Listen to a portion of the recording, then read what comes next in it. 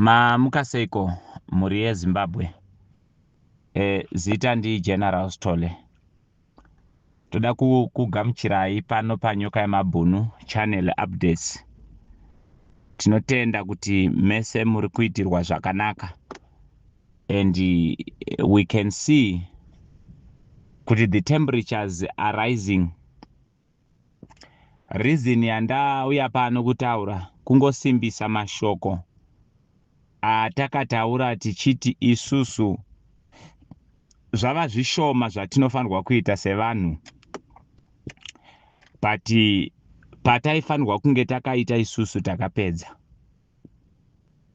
Saka taakuti let the ball roll. Nekuti zvinhu zviri kuitika, it's a prophetic thing. Chinhu chinofanirwa kuzivikanwa kuti it was marked to happen. But isu semhuri yeZimbabwe ngatiregedzei kubva padonzvo. Donzvo redu nderekuti pasi nezvigananda. Donzvo redu nderekuti nyika ngaive nesimba kupfuura vanhu. Donzvo redu nderekuti nyatso yenyika ndaiyamwise mwana wese weZimbabwe.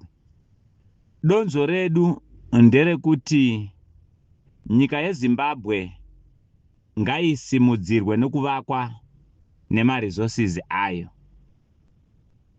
Tese takadai tiri kuda kuona mwana weZimbabwe achifara ari munyika make. Saka isu ngatiregedzei kurasika, but let us focus on the ball. Ndoda kukurudzira mhuri yeZimbabwe kuti patasvika izvezvi hapachade kuti titaure zvatinofungidzira. We rather come and interpret the events padzinenge dzichiitika, because the things are happening now. And we want to make sure that we are part and parcel of what is happening in terms of realigning the order in the nation, being driven by the spirit of patriotism. We understand kuti pakusarongeka kwakaita nyika chakatanga kusarongeka iZANU-PF pachayo. Kune vamwe vasingazive, the project na President Mnangagwa today did not start 2 days ago. We are fighting a project yakatangwa soon after 1987. Ndo zvinhu zvatinofanirwa kuziva. So we are yet to see what is going to happen. Tese semhuri yeZimbabwe.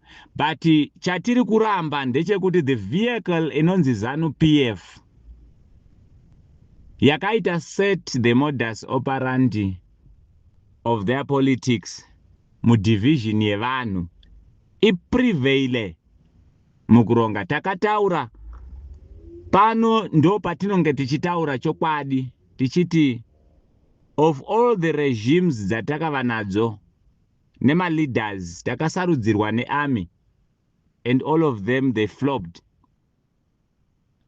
Simba rikatorwa rikaiswa mukati memaoko emaho veterans nearmy, and they are the ones who are dictating. Vakatanga kudirecta vanhu kuti varegedze kusapota musangano, but vachisapota vanhu up until today. Nevari offices, they don't serve the Zimbabweans or the nation, they serve a person. Pakatangira kuti pamberi navaMnangagwa, pamberi navaMugabe, ndo pakatangira mistake yese. But this is not the type of politics we are advocating for. We want people to focus in loving their country. Be ready to die defending your country. Saka, the individual focused type of political approach is actually giving us a problem. Ndo zviri kutikonzerera kuti tive patiri nhasi. Saka Changes achaitika izvezvi, and they are certain, is going to realign the nation and reinstate the dignity yenyika, and the governance inopinda must not lose the tone. It must not lose the tone, especially in terms of pressing accountability. But patasvika chinhu ichi chiri lethal, chava kuuraya. Hatidi kuramba tichikunyeperai mhuri yeZimbabwe. We rather tell you the truth and make sure kuti we are well informed. Tasvika pamvura yacheka makumbo. May watiri is going to be the turnaround month. There is something which is going to happen. And zviri kuzoitika this May is going to set the destiny of our zeal. Isusu taakuti chiregedzai kuwedzera shuga nemunyu muchipusha information inomisleada vanhu. But let's rather interpret the events while they unfold, because a lot of drama will be taking place this time. The battle lines are drawn. Asi zvatakataura tichiti imimi mhuri yeZimbabwe chirambai makabatana, chibatanai. Message yatairamba tichitaura iyaye taiitira nguva yakafanana neino.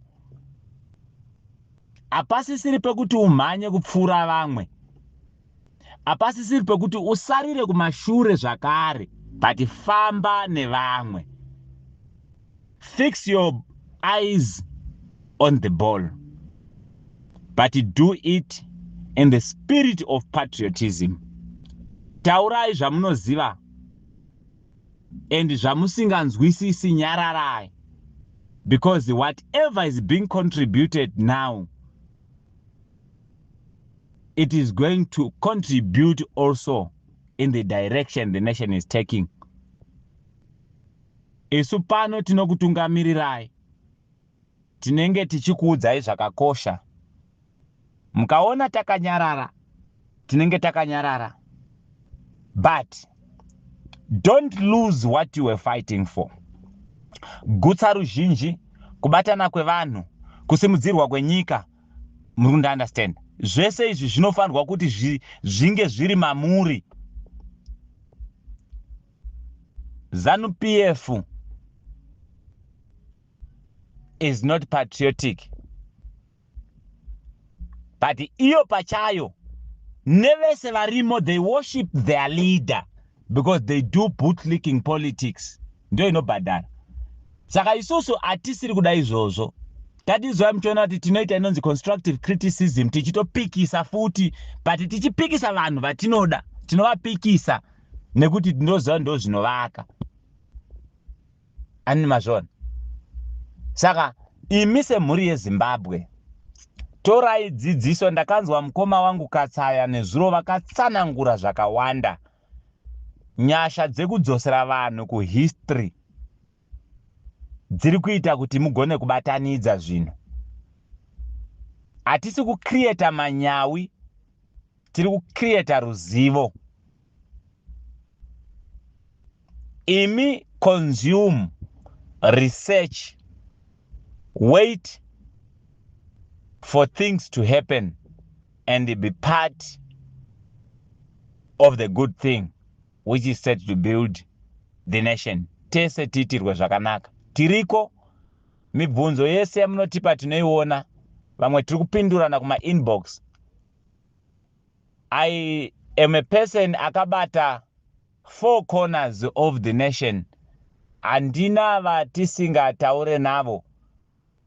Tinoramba tichibatana nemi, you know, tinouya tichitotaura nemi, tichibatsirana. It's because we are family. Hapana ari better than umwe. Vamwe vedu vari mukurwadziwa, vana Comrade Nyoka Mabhunu. Vamwe ndo vakatisiya. It is the struggle. But we need to press on. But as of now, the contribution of the mass is not needed in action. Isu chedu kuona nekutsigira. Nekuti zvinotsvaga hushe kudzura hushe. Zvinotsvaga hushe kugadza hushe. Saka the battle is now in the air. Kana usina mapapiro, don't join the battleground. Because the rules of the game will be above your capacity. Stay in the spirit of patriotism. Zvizhinji tinouya tichikuudzai. Maswera munyasha.